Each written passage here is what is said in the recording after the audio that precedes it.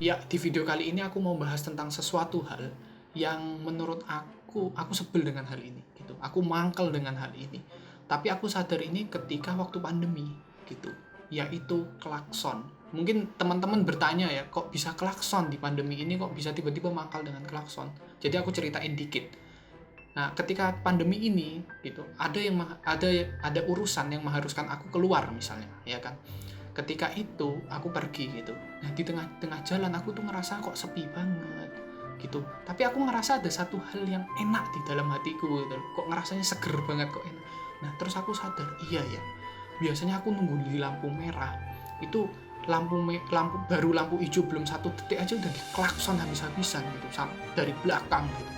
Nah ini yang membuat aku ngerasa kayak, oh, sesimpel ini itu aja membuat aku seneng gitu loh, membuat aku bahagia gitu. Akhirnya aku iseng tuh, kayaknya enak tuh bahas, dan aku yakin teman-teman juga punya kekesalan yang sama mengenai klakson itu sendiri gitu. Nah makanya aku buat video ini gitu. Nah tapi kalau aku cuman ngeluh aja, menurutku nggak cerdas sih gitu. Karena kalau semua orang ya pasti ngeluh, tapi gimana caranya kita bisa belajar dengan kekesalan itu gitu, belajar dari kekesalan itu. Akhirnya aku baca-baca dan aku cari tahu tentang klakson. Akhirnya aku nemu. Nah jadi ada penelitian dari Kyushu University dari Jepang.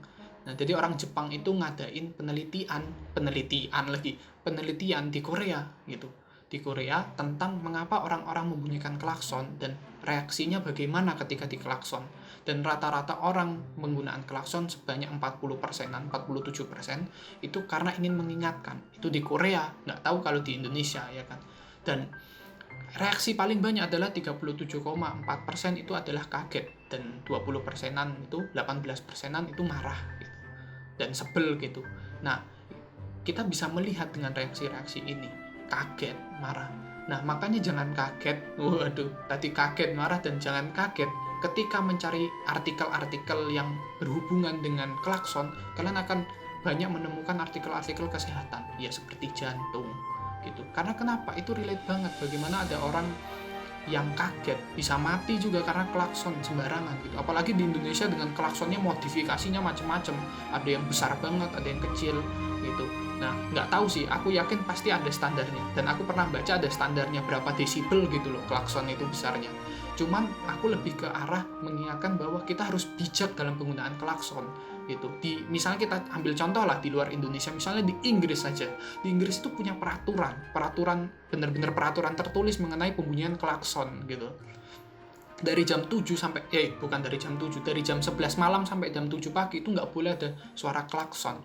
Kalau ada, kalau nggak salah didenda 10.000, bukan 10.000, 1.000 pound sterling. Saking ketatnya dengan penggunaan klakson gitu. Karena kenapa ya? Karena klakson ini bisa sangat menyebalkan, tapi juga bisa sangat menyenangkan kalau menurutku, itu istilahnya. Kenapa? Bisa sangat menyebalkan ketika klakson itu dibunyikan terus-menerus dan tidak tahu kondisi, waktu, kapan, pokoknya dibunyikan aja sembarangan.